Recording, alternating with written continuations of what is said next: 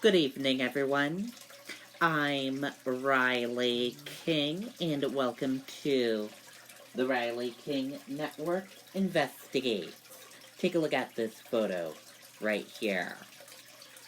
County attorney says he's focused on doing job as AG. Scrutiny of office continues. Criticism of support for Hillsborough County Attorney continues. Embattled Hillsborough County Attorney says he's finding support from surprising places. The top prosecutor in the largest county in the state has been the subject of unpredicted scrutiny and revoke over the past several months, but Hillsborough County Attorney Michael Collins says he's not going anywhere. The New Hampshire Attorney General's office assumed control over the management of the Hillsborough County Attorney's office on September 9th, and Collins was the subject of a wholesale vote of no confidence by every police department in the county. There was a little of anxiety and tension surrounding me coming in, and I tried to do my best to address it by meeting with my management team before taking office, Collins said. The Attorney General's scrutiny started 3 months after Collins took the job. A letter from the Attorney General's office in March raised concerns about a domestic violence plea deal involving a former police officer and prosecutor that included a confidentiality clause. The letter informed the county attorney the confidentiality provision violated state statute of victims' rights. 4 months later, another domestic violence case raised more concerns after a woman was beaten to death in her apartment, allegedly at the hands of her boyfriend, Damian Cease. Collins admitted to the Attorney General's office he was unaware that his office dropped several charges against Cease months before the killing.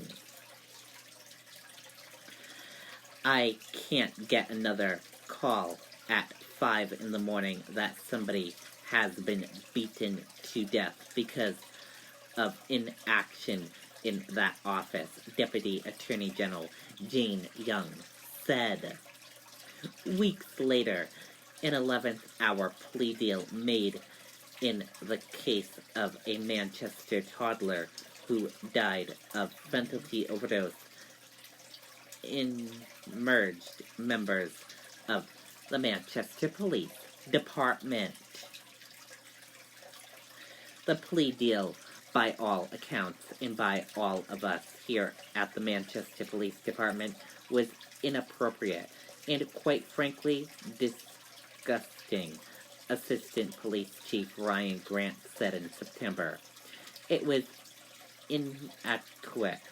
It was done without our knowledge. Dennis Hogan spent 6 years as Hillsborough County Attorney.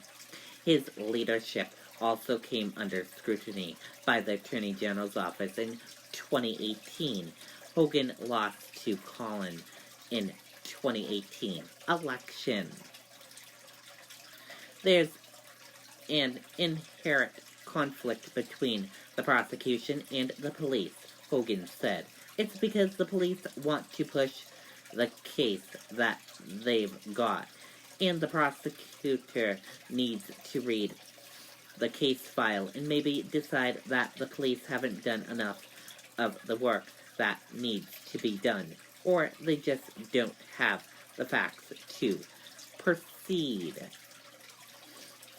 Collin admitted he had no experience in the courtroom or with criminal law before taking over as county attorney. He worked as a compliance attorney for investment firms and has a computer science background. Hogan said with a county as large as Hillsborough, the county attorney plays more of an executive role than prosecutional one. Definitely more of a management role, he said. You have to hire people. That takes time. You have to review what they do with them. That takes time. All that management stuff takes time. In 2017, the felonious first policy was implemented in Hillsborough County in an effort to streamline the court process. Every felony case was bumped directly to Superior Court, bypassing the circuit court step where plea deals are often stuck. Felonious first has increased, and it does every month increase, and caseload for every county attorney in the state, and it's making their jobs harder, said Chuck Keith, president of the New Hampshire Criminal Defense Lawyers Association. Keith said he doesn't know Collin personally, but he said the Criminal Defense Lawyers Association is critical of the Attorney General's takeover of the office. Nobody in Hillsborough County elected the Attorney General or the Assistant Attorney General to be the top prosecutor in that county, Keith said. In October, the Hillsborough County Chiefs of Police Association submitted an unanimous and unpredicted vote of no confidence in Collin's leadership. Our hope is that at some point Michael Collin will step aside and they'll appoint somebody else to take over that job as county attorney. Somebody who is complete. Somebody who knows what they're doing, Grant said. In April, Collin showed the county commissioners a 42-slide presentation to demonstrate the office's untenable workload and it needs for more staff. Part of my approach and my strategy for implementing policies and procedures for my team was to give them some time to be comfortable with me, Collin said. Collin criticized his 24% budget increase as his biggest accomplishment so far. He said he's not sure if he'll run for re-election. I'm simply here trying to get the job done, he said. The voters gave me this job to try to focus on getting that job done and get to work. That's what I'm trying to focus on. Officials with the Attorney General's office declined an on-camera interview, but said in an email that their control, direction, and supervision of the Hillsborough County Attorney's Office will continue until the administration of justice and protection of the people of the county is ensured. And on Sunday in the Union Leader yesterday, this article was published. Fired Hillsborough County prosecutor sues boss after an onslaught of police complaints. Lawyers say Donald Topham was segregated by Michael Collin. The Hillsborough County prosecutor fired last month after an on-site of the Manchester Police Complaints has filed a lawsuit against Hillsborough County Attorney Michael Collin, claiming unjust termination and whistleblower retaliation. Amherst resident Donald Topham filed the lawsuit Thursday in Hillsborough County Superior Court in Manchester, the courthouse where he prosecuted often completed high-profile cases for about 16 months. The freshman Hillsborough County attorney fired Topham in October following a flurry of criticism from police of Topham's arranged plea bargain.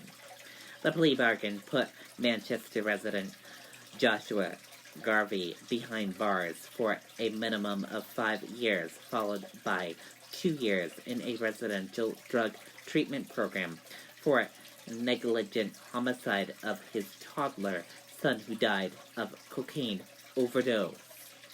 This is a matter that involves preserving the integrity of prosecution discretion and independent legal thought, said Manchester lawyer Sean List, who is representing Topham.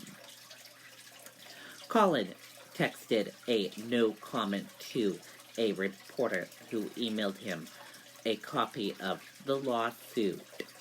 The lawsuit means that a jury may one day hear the integrity that unfolded in September when Topham convinced a judge to accept the plea bargain in Garvey's case.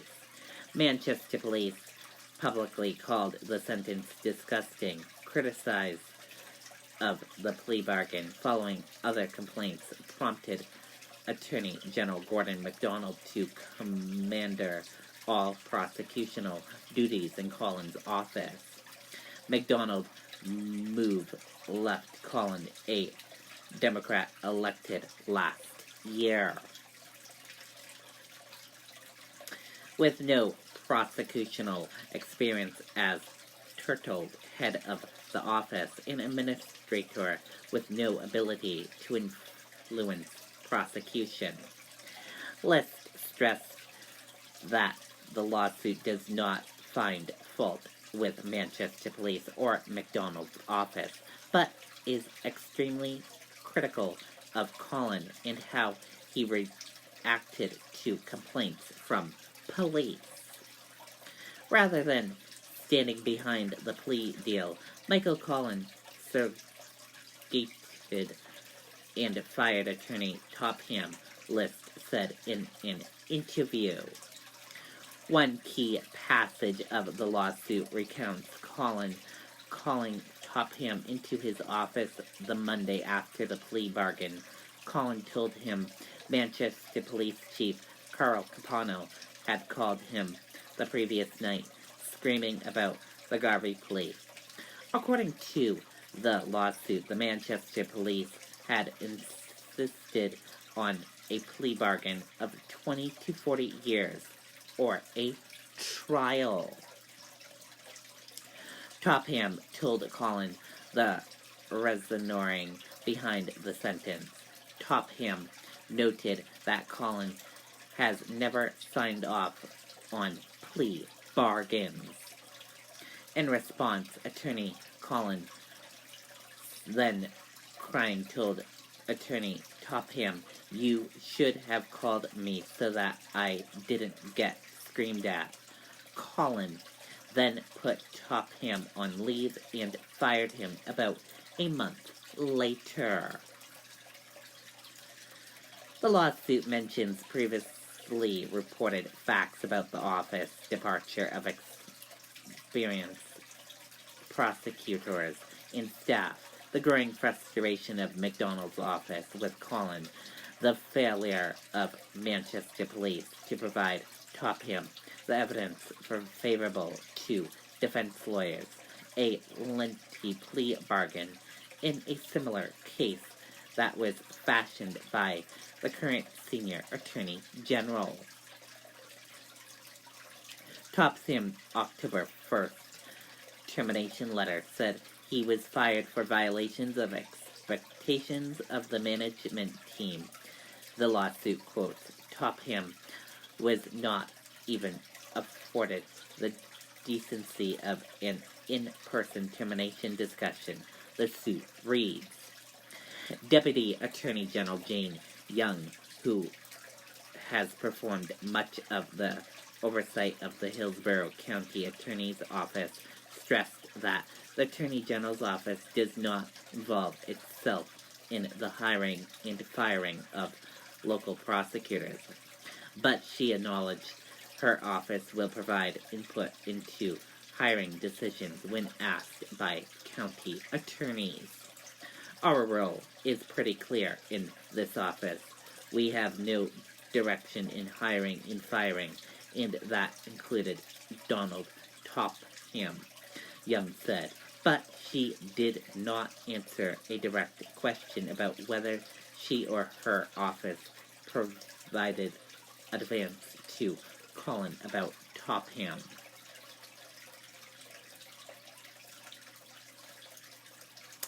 The suit also includes claims that Topham tried to reclarify two issues with the office. He alerted Tina Nadia, the Chief Justice of the Superior Court, that Colin's office had provided instruction to grand juries about derogation, a practice he thought was improper. He also alerted Hillsborough County Commissioner about the unspecific cybersecurity issue in Colin's office. The suit reads, the issue would compare confidence of personal information about victims, defendants, and privileges communication. Colin did not answer an email seeking comment on the claim. County Commissioner Chairman Pappas said commissioners forwarded the complaint to the county Computer Information System Department. She did not know the outcome. Young said she was unaware of any cybersecurity issues. The Deputy Attorney General acknowledged that the Hillsborough County prosecutors thought reindictment about a dozen cases involving strangulation following the Topham complaint. They did so out of an abundance of caution, Young said. In the lawsuit, Topham demands loss of wages and benefits and damage to cover emotional distress, reputation harm, lost earning capacity, and attorney fees. He also seeks damage to competitive and warrant malicious or opposition manner of his termination. Topham's lawyer said the suit does not seek retaliation. The current environment in the office would not be condensed to his re-employment list said. Young said she did not want to weigh in on Topham's employment or termination. She said McDonald's office will continue to oversee prosecution functionals until it believes the safety and protection of Hillsborough County residents has been achieved. On October 30th, her office modified the provision policy that required Attorney General prosecutors to approve all plea bargains and decisions to drop changes. The new policy necessitates approvals only for Class A felonies and violent crimes. Colin's term expires at the end of next year. And that does it for this investigation right here on the Riley King Network. I hope you all enjoyed watching, and good night.